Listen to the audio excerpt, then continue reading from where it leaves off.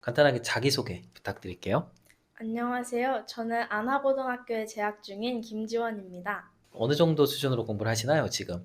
너무 다행히도 성적에 흔들림 없이 1.3을 기록하면서 역시나 교과 우수상을 받고 3학년으로 곧 올라가게 되었습니다. 자기가 주로 잘 많이 쓰면서도 성취감을 높일 수 있는 그런 자기만의 어떤 공부법에 대해서 좀 소개를 해주세요. 저는 우선 수시를 굉장히 집중적으로 파고 있기 때문에 저의 모든 공부법 중에 가장 중심이 되는 거라 생각했던 것은 수업 시간에 정말 잘 듣기였습니다. 왜냐하면 이게 정말 교과서적인 말로도 들릴 수 있는데 시험 문제를 보다 보면 정말 수업 시간에 선생님이 하신 말씀이 거의 그대로 반영돼서 나오는 경우도 있고, 그리고 거의 기본적으로 예습을 해가는 것이 중요하다라고 얘기하지만 우리가 그렇게 예습을 열심히 매일매일 해갈 수는 없거든요. 과목도 정말 많다 보니까. 그래서 수업 시간만은 정말 자지 않고 졸지 않고 집중해서 수업을 열심히 듣는 것이 저의 가장 첫 번째 목표라고 생각을 했습니다. 그래서 거의 모든 과목에서 성적을 좋게 유지할 수 있었는데, 제가 그 중에 제일 자신 있어 하는 사탐 부분하고 영어 부분에서 좀 더 공부법을 말씀드리도록 하겠습니다.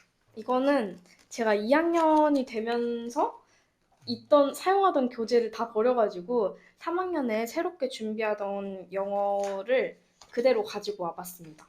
여기 보면 되게 열심히 필기가 되어 있어요. 실제로 이거는 인강이랑 학원에서 수업한 거를 적어 놓은 건데, 학교 수업 시간에 들어가더라도 저는 이런 식으로 준비를 해놓고요.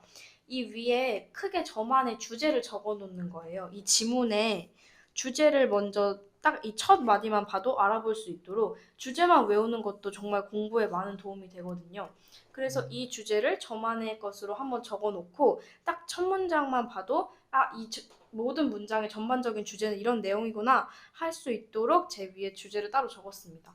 그리고 이렇게 색깔 펜을 열심히 활용해서 적은 이유는 정말 간단하지만 보기도 좋은 떡이 먹기도 좋다고, 정말 공부하기 싫을 때가 있잖아요. 그럴 때 내가 이렇게까지 예쁘게 정리를 해놨는데 한 번이라도 더 보고 들어가면 좋지 않을까 하는 생각을 유발하기 위해서라도 정말 열심히 적었습니다. 이렇게까지 하는 건 솔직히 모든 학생들이 거의 이렇게 다 하실 수 있는데, 저만의 영어 공부 팁이라 할 거는 이거였는데요.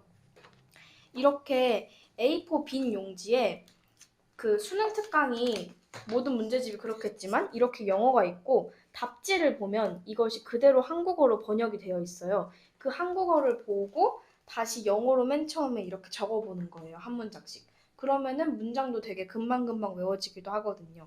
그리고 그 위에 딱 처음에 시작하게 되면 영어만 이렇게 적힌 상태가 되는데, 그 위에 수업에 들었던 내용을 최대한 리마인드 해보면서 그 위에 똑같이 정리를 해보는 거예요.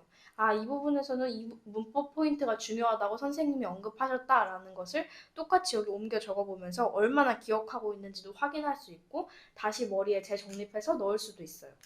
그래서 아까 전에 제가 요 위에 적어 놓았던 주제를 정말 외웠는지 확인할 수 있도록 여기 빨간 펜으로 다시 정리해 두었고, 시험이 하루 전 남았을 때는 제가 이렇게 정리한 것들만 보고도 다음날에 들어가도 시험을 볼 수 있도록 이 한 페이지에 단권화를 한다는 식으로 열심히 준비를 했습니다. 그래서 시험 전날에 이것만 빠르게 보고 다음날 시험에 들어가도 문제가 없도록, 나중에 문제를 풀게 되면 여기 밑에 모르는 단어가 또 생길 수도 있거든요. 그럼 그 지문에 해당하는 단어를 다시 밑에 옮겨 적어서 이 한 장으로 모든 것을 클리어할 수 있도록 그렇게 영어 내신을 준비했습니다. 그래서 영어 내신을 정말 잘 받아서 전학하기 전 학교에서도 영어를 흔들림 없이 잘 받을 수 있었습니다. 되게 발표 연습 많이 했나 봐요. 어, 되게, 네, 정말 한 번도 안 틀리고 이렇게 깨끗하게 잘 말해주니까 너무 고맙고. 근데 참고로 방금 보여주신 그 EBS 수능 특강 영어는 그 수업에서 저거를 수업 시간의 교재로 뭐 교과서처럼 이제 사용하는 교재라고 합니다. 그러니까 별도로 교과서 이외의 그 어떤 공부 방법은 아니고요. 자, 그리고 두 번째가 정치와 법도 가져오셨어요? 이거는 사탐 공부법에 제가 똑같이 다 적용하고 있는 건데, 제가 2학년 때 썼던 사탐책이 정치화법밖에 남아있지 않더라고요. 그래서 정치화법을 가져왔습니다. 저희 정치화법 선생님 같은 경우는 필기를 정말 많이 하시는 편이라서 이렇게 한 페이지가 가득 찰 정도로 필기를 정말 많이 하셨어요. 근데 수업 시간에 열심히 듣는 거 당연히 아까도 말씀드렸듯이 기본적으로 하고, 여기 붙어있는 포스트잇들이 되게 달랑달랑 많이 붙어있을 거예요. 이게 뭐냐면 사탐 같은 경우는 기출로 마더텅이라는 교재가 따로 나오거든요. 그 기출만 모아놓은 건데 그 마더텅에 해당하는 문제에서 내가 몰랐던 선지, 내가 몰랐던 지문에, 이거는 정치화법이라서 철학가가 주로 안 나오지만 윤사나 생윤 같은 경우는 뭐 칸트면 칸트 이런 식으로 딱 주어지지 않고 칸트의 말이 나와서 이게 누군지 추론해서 문제를 푸는 경우가 많거든요.